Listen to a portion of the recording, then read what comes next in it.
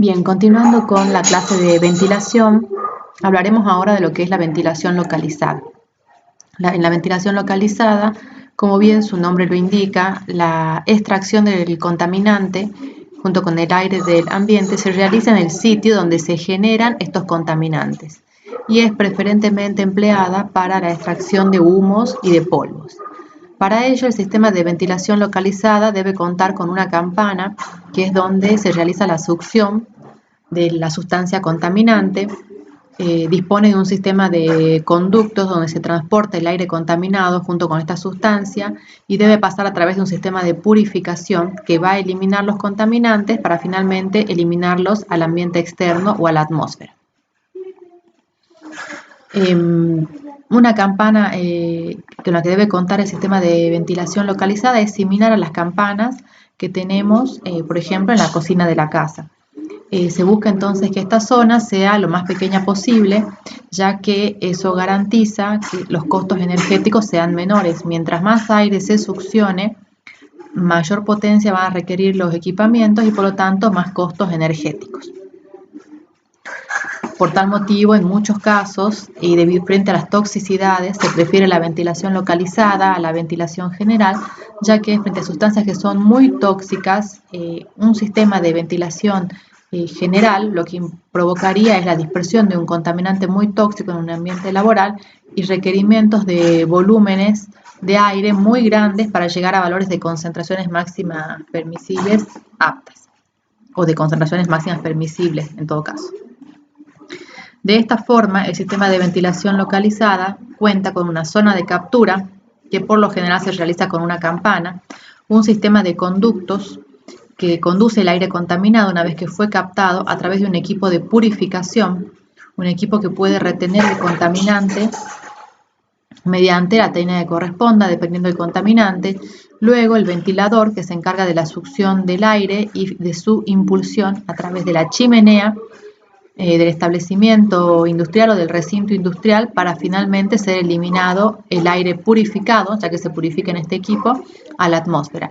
La chimenea debe contar por lo general en la parte superior con un sombrerete que se denomina, que lo que hace es impedir que ingrese el agua de lluvia a la chimenea.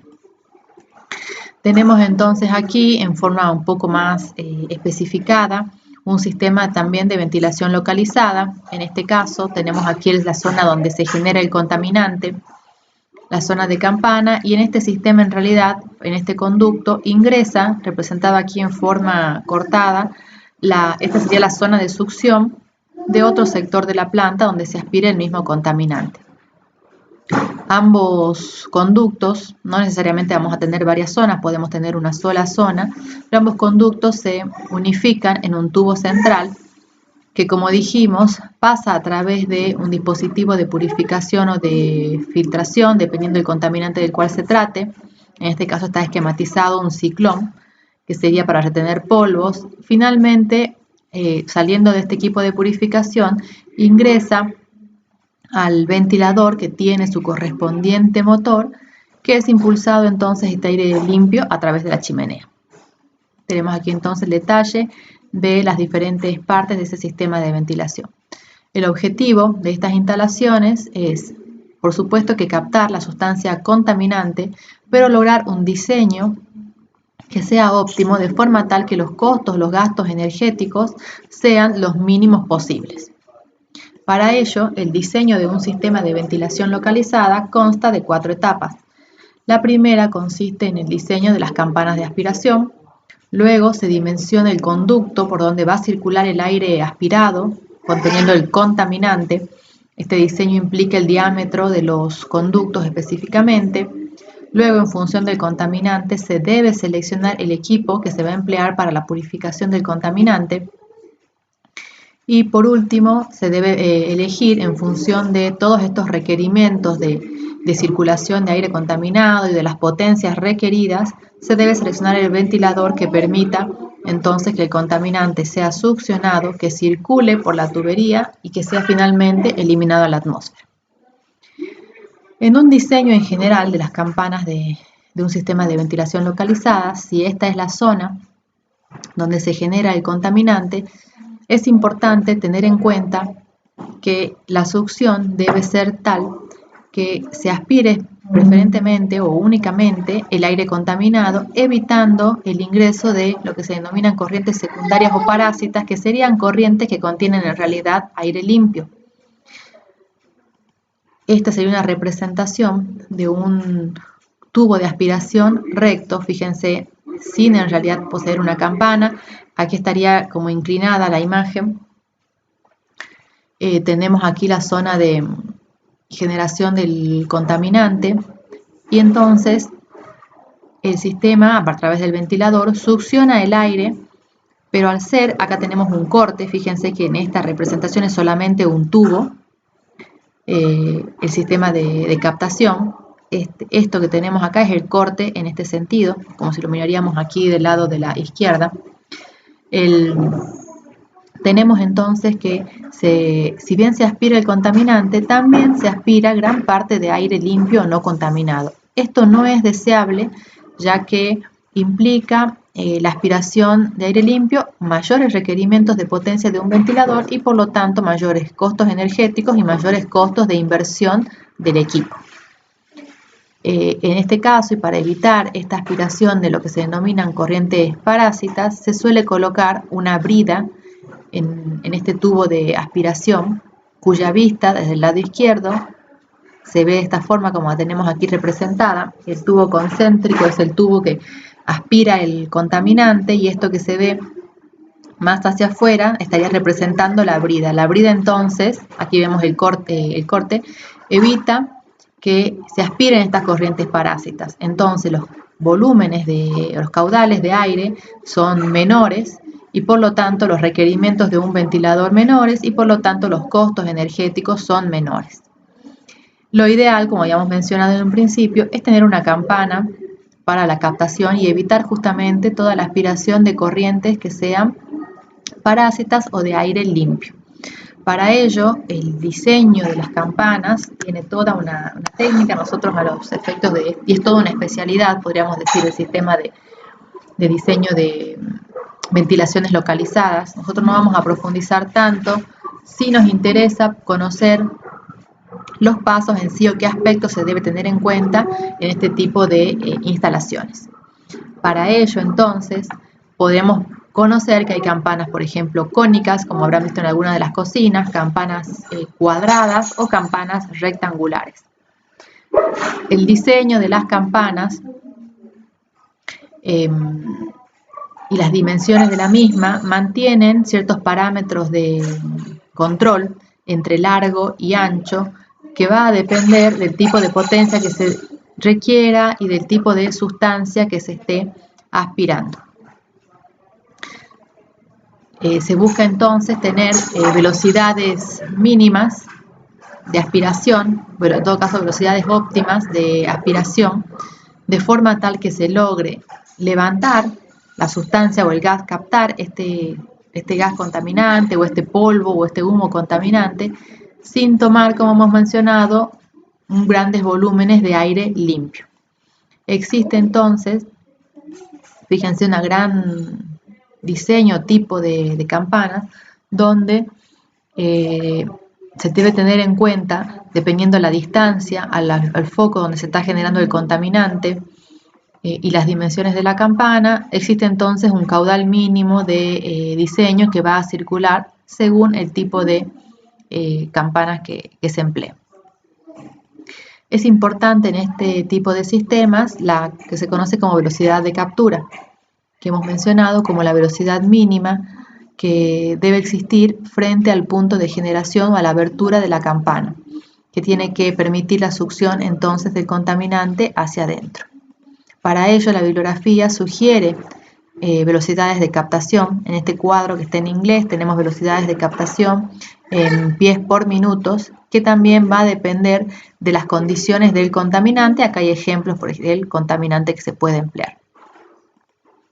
Una vez que el contaminante fue captado, el contaminante debe circular por los conductos para finalmente ingresar al equipo de purificación.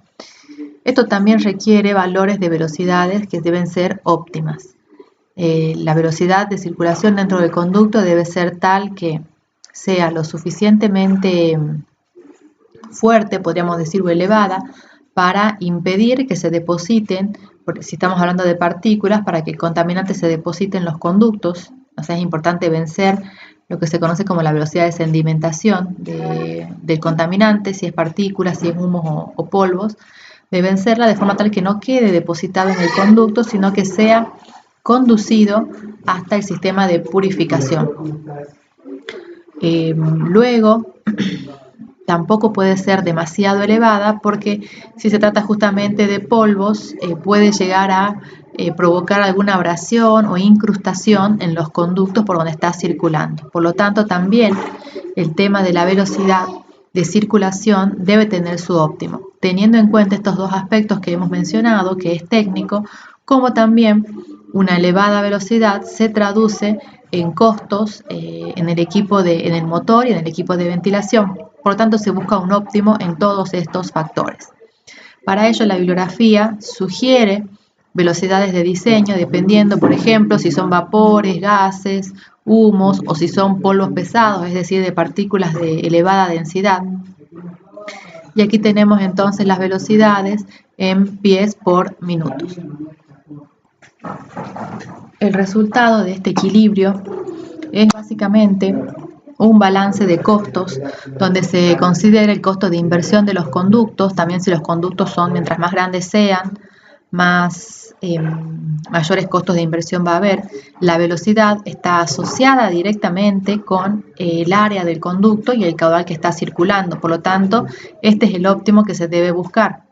El costo de operación, que es el costo energético, y el costo de inversión tanto en el motor como en el ventilador, que sería del equipamiento. Todo esto entra en juego para buscar entonces un valor óptimo de velocidad de circulación en los conductos, que va a estar asociado a un diámetro de conducto y por lo tanto a una potencia de ventilador. Depende entonces en este caso, en este ejemplo, cuando no hay problemas de depósitos de los sólidos, entonces allí con más razón no podríamos exagerar, podríamos decir con una velocidad, sino que se busca la mínima posible. También puede ser entonces que lo que esté rigiendo el costo es cuando sí hay problemas de depósitos de polvo. En ese caso la velocidad va a ser lo que más va a pesar, es esta particularidad del contaminante, y se va a priorizar las velocidades mínimas para evitar el depósito, como hemos mencionado. Una vez que se tiene la velocidad de captación y un diámetro posible de circulación en los conductos, un diámetro en los conductos y una velocidad promedio de circulación, se debe hacer el diseño completo del sistema de ventilación.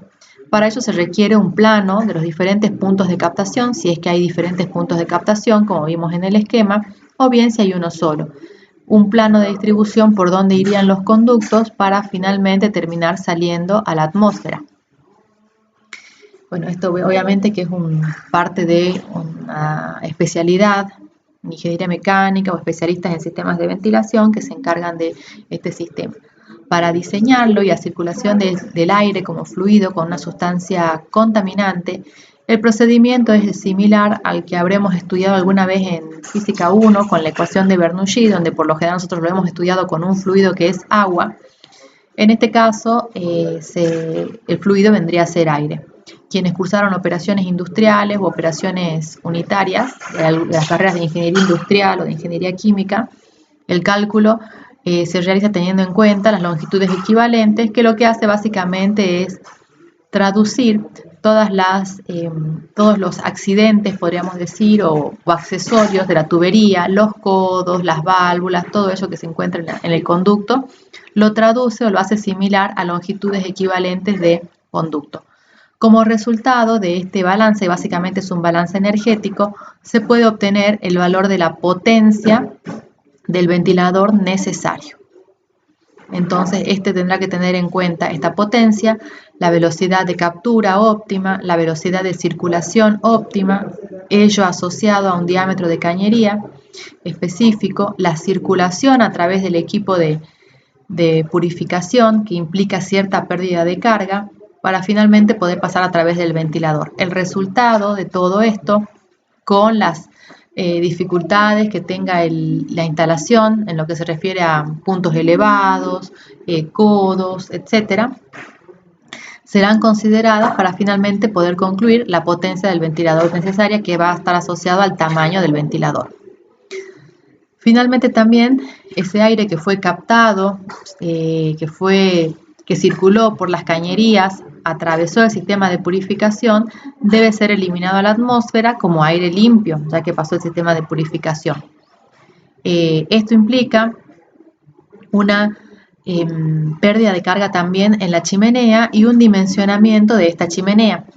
Para ello hay parámetros recomendados respecto de la altura de la chimenea, teniendo en cuenta la altura del establecimiento industrial.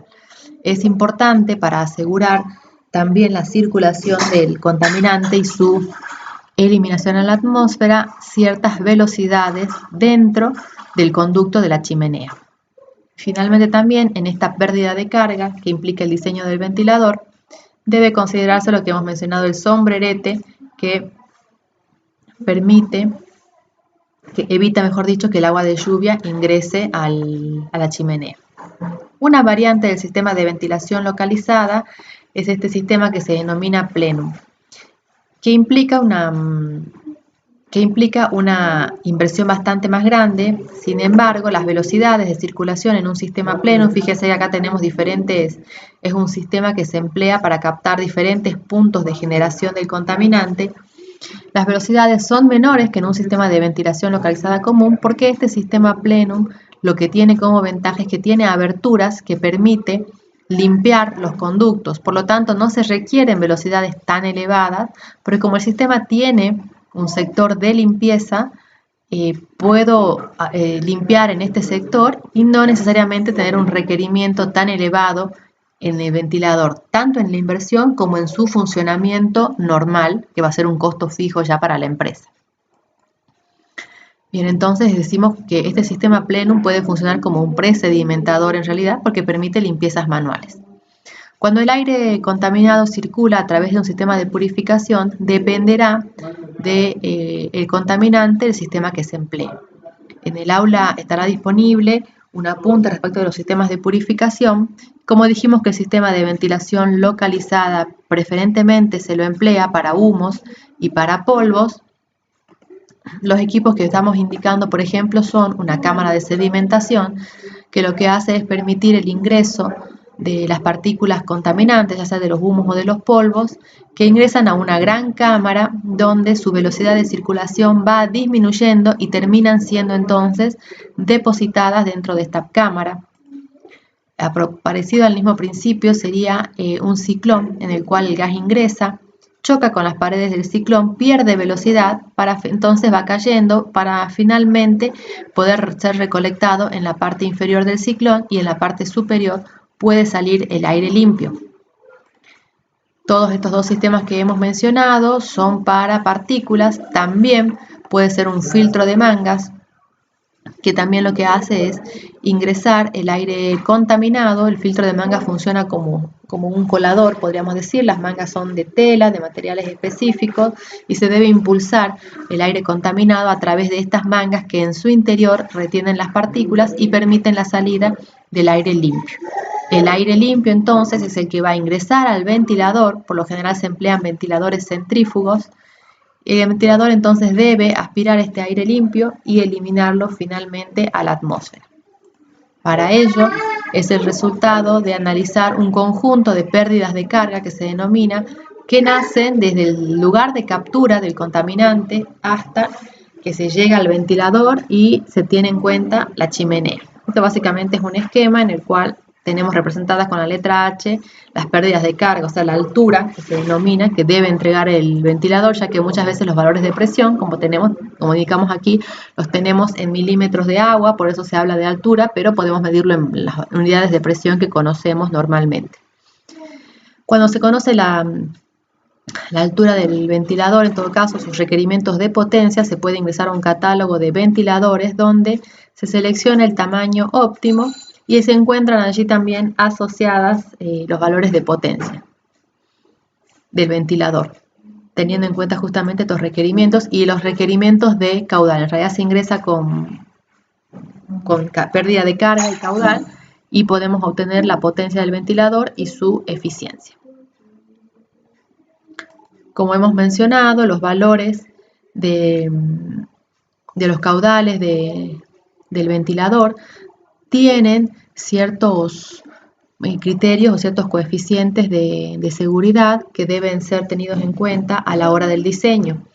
En el sistema de ventilación localizada, entonces, requiere todo este procedimiento que no vamos a detallar nosotros en clase, simplemente nos interesa conocer los diferentes aspectos técnicos o los aspectos que deben tenerse en cuenta en el diseño. Sí vamos a estimar caudales cuando se trate de sistemas de ventilación general en base a la ecuación que hemos indicado.